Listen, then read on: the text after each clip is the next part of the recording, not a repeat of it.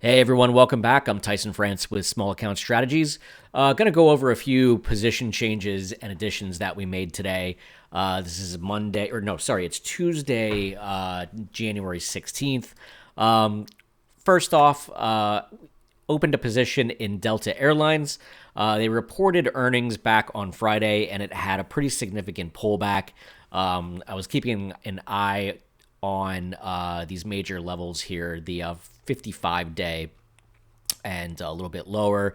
Looking at some broader trend lines here, if we go back to the 3-year chart, we're looking at some. It could go a little bit lower. I don't know. It had a pretty decent leg today. It doesn't really make legs that long on the weekly. If we go back here and look at some other weekly legs that closed that long, it pretty much went higher after that. So I was waiting to see if it would come all the way back to this mid 35 range, but it did not get there, and started to turn around and show a little bit of support here in this region. So, we opened a position at $37.34.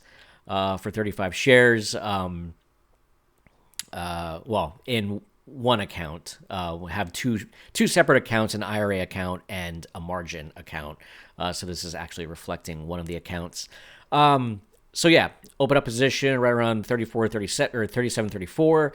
Unfortunately, I was looking at opening a position right around 37, but decided to give it some time and went out and cleared some snow today and missed a 34-cent move. But hey, that's kind of the price of being a little bit patient and cautious. But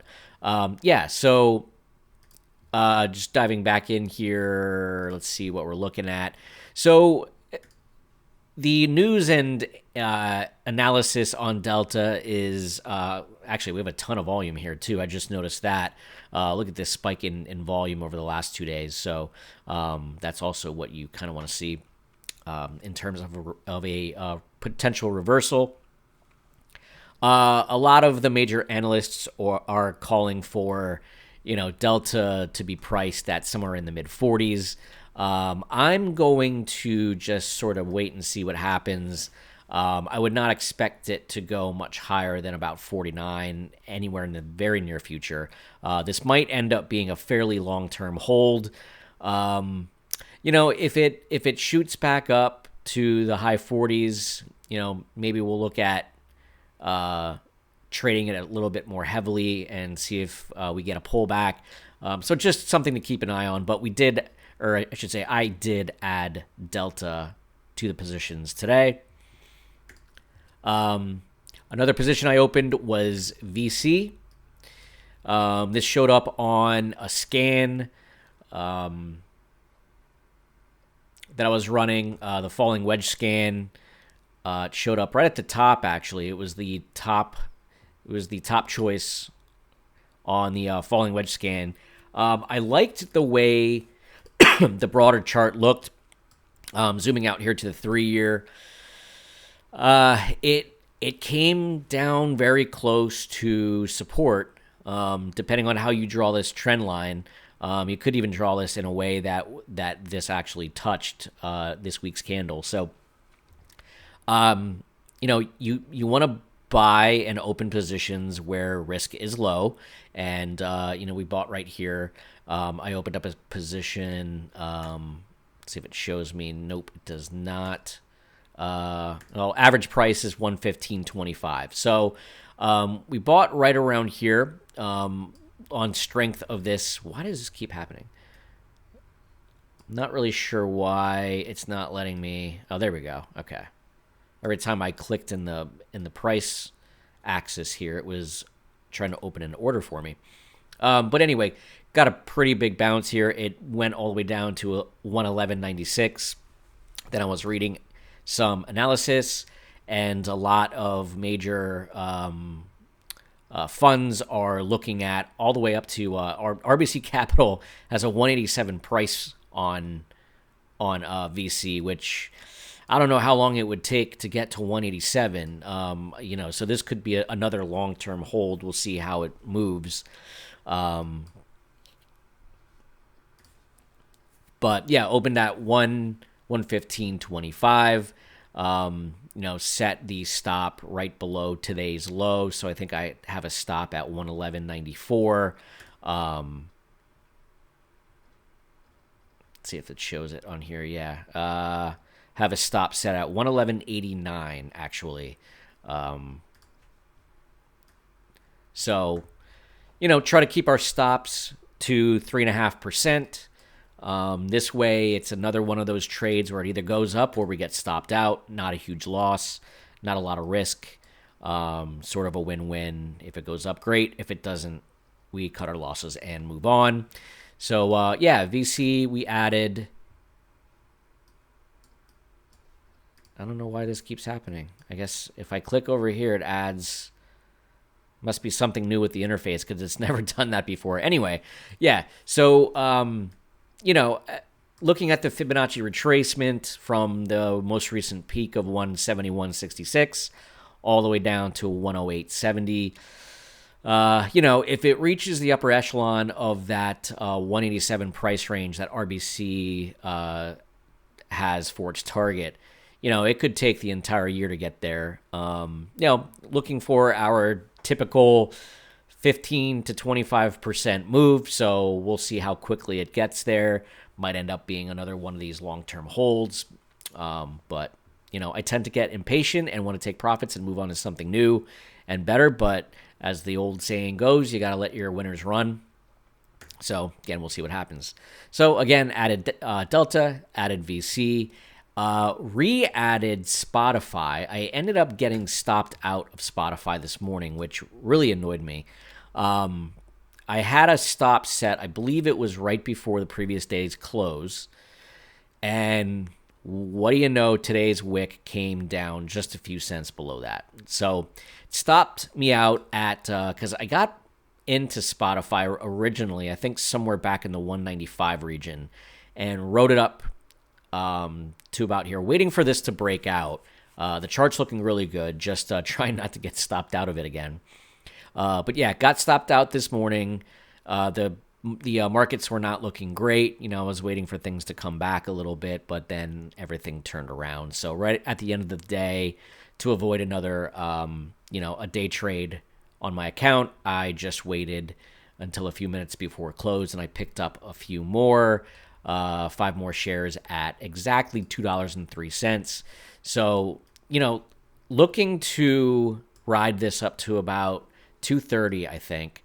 Again, this is another high quality, larger, long-term hold sort of situation.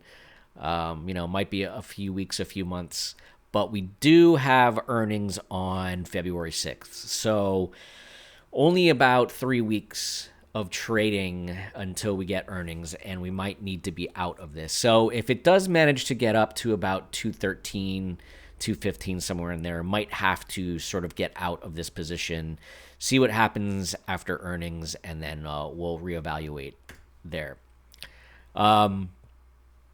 Also added added this after hours because I was doing a little bit more research after the closing bell, and Texas Roadhouse popped up on the same falling wedge pattern. It was actually number 2 here. And I loved the way the chart looks, and I was like, well, man, I would actually like to be in this before tomorrow's open because there's always a chance that this thing pops overnight and opens up above, the 21-day or something like that, and then, runs several percent tomorrow. So wanted to be in the stock before the open of trading tomorrow, so opened up a position after hours. And actually, as you can see, it is continuing to run a little bit after hours. Got in at 118.09, and it's up a couple more cents. So, showing some strength, getting above that 55-day, at least on the 30-minute, on the 1 hour longer time frame. We'll see what happens once it hits about 118.50. But, again, Analyst expectations on this look strong. UBS has a price target of 145. Others have it at 130, 129, stuff like that. So definitely looking for higher. I would be in it, again, until about up to about 130, something like that. We'll see what it looks like once we get there. Maybe as high as 135. Because if we pull back on maybe the 3-year, it already is trading pretty high. It went on a pretty significant run here back at the end of 2023, all the way down to from $91 up to $124. So it's got this nice falling wedge pattern happening now. Depending on how you draw the trend line, it's either still in it or just breaking out. On the 1 hour, it's breaking out. On the daily and weekly, it is not breaking out. So we'll see what tomorrow brings. But yeah, not a huge fan of chain restaurants, but Texas Roadhouse is one of those that I would definitely have no problems eating at. They have some amazing food, and their rolls and their butter are, top notch. So, hey, I'm always happy to get into a stock of a company that I actually do like, rather than just trading something that looks good on a chart. But other positions that I currently have open are HR, which is healthcare realty. This stock is proving to be a little bit frustrating. Got into it, let's see, 1749, which was, got into it back here when it broke out of this descending channel, and then it ran up, and I was thinking it was looking really good and it was going to go on this huge run, and then it retraced pretty significantly back to where we're at today, closed at 1743. So just below entry point, nothing crazy yet, but want to keep an eye on this. I think I have my stop set right below today's close. So if it goes below 1729, I believe I have it set at, just going to let it stop out and cut the losses there and look for something better. But the setup's still looking decent. We'll see what tomorrow brings. Just to see what our targets are on this, once it gets up to, the bottom of this range here, up to this, this 236 fib retracement, and the 55 EMA continuing to fall. If it struggles immediately or gets rejected immediately by the 55 day, right around like 1818, I might be out pretty much immediately. But if it sort of consolidates there for a little bit and shows like it wants to break through, it might be something that we want to hold and see what happens. Because if it can get above and hold above that 55 EMA, it could potentially just run. Healthcare is projected to be a very hot segment, sector for 2024. So want to have a little bit of exposure throughout the year. I usually shy away from pharmaceuticals and biomeds and stuff like that, just because of how volatile they can be. Sometimes you get lucky and a drug is approved or it goes on to the next phase and it pops 20, 30, 40, 60%. Other times a drug is, something bad happens during a trial and the thing opens, down 30%. So biomedical and pharmaceutical companies are extremely risky. Probably, in my opinion, one of the riskier sectors that anyone could, possibly trade in, outside of your, the obvious Lillies and stuff like that. But yeah, and then the only other position I currently have is GLD, which is not going great so far. Let's see, opened at 190.55. It was looking like it was just ready to go on its run last week and has come back. Looks like it wants to retest the 55 EMA once more. But gold is right there. It's right there. It wants to go higher. There's certainly a possibility that it comes down all the way to On the weekly, the 55 EMA, I could see it wanting to test, the high 181s, 182, something like that. We'll have to see what it does. But I wanted to get a position opened in gold. I'm not going to let it go too much further. I think if it drops below, I don't know what I have my stop set at.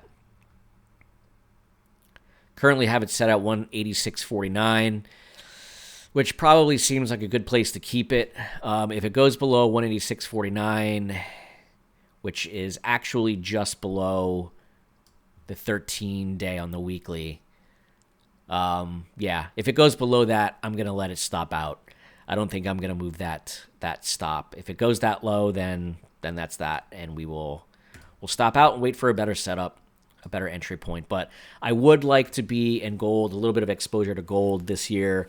It's another asset class that is probably going to start another run after a 10-year consolidation period. Just go back here. Actually, let's do the 10-year.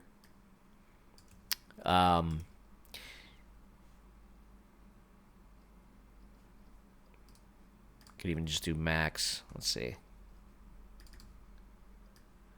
So, where the gold ETF opened in 2004, ran up, and we're only just above those peak levels where it ran up to in 2011. In September 2011, the gold price peaked and has been in this 13-year consolidation period where it tested numerous times trying to break through this level and just has not been able to do it. And finally, last month did confirm above that breakout level and is now starting to come down and might be flagging down to that range again. But, this is one massive consolidation. It could be like the mother of all cup and handle patterns. And once it finally does build up enough steam to break through this level, it could be a very quick move, up to significantly new highs, maybe north of 250, 260, something like that. I don't know how much higher it would go that quickly, but, it is the type of thing that can go parabolic pretty quickly.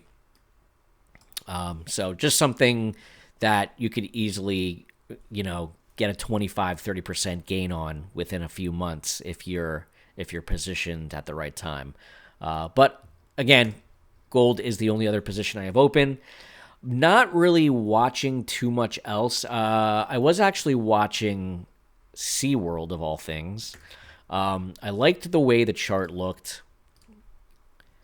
Getting another descending wedge here, falling wedge pattern. Would like to see what it does tomorrow. Again, we did get some updated analysts, so some are calling for a $60 price range, $57, so significantly higher from where we're at now. It also did just bounce right off of the 55 EMA on the daily, which is pretty significant. If that does actually hold as support, and let's say we open up above $50, $51 tomorrow and go up and test the top of this range, I might be a buyer there. I do have enough funds, enough liquidity for probably one more position. So I don't want to go too crazy. Almost pretty much full up on the number of positions and the amount of money that I want to have open right now. But SeaWorld is one that I am watching. Other than that, I don't think there's really much. Tesla was looking interesting. Tesla did just bounce off of a potential significant support. I would have bought today, but they have earnings on the 24th, and that's next week. So I don't really want to risk it. If earnings are not good, it may struggle to get back above the 200-day. I could see it coming down to the bottom of this range again, maybe even testing lower than that, depending on what happens with earnings. Things are not going great in the EV world right now, so I sort of want to let that digest.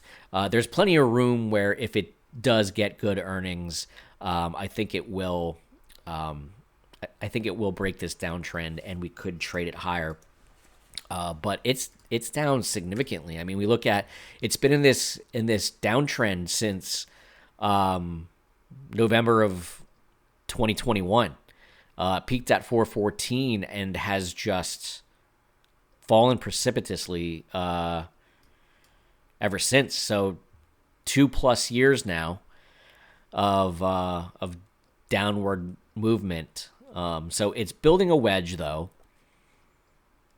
And, it'll have to pick a position sooner than later. Well, at least definitely by the end of the year, that's for sure. But, yeah, Tesla's looking interesting, at least on recent support. I wouldn't be a buyer here. I would definitely wait until after earnings at the very least. And we'll go from there. But, yeah, that's about it for today. And we'll check back in a few days. Until then, happy trading.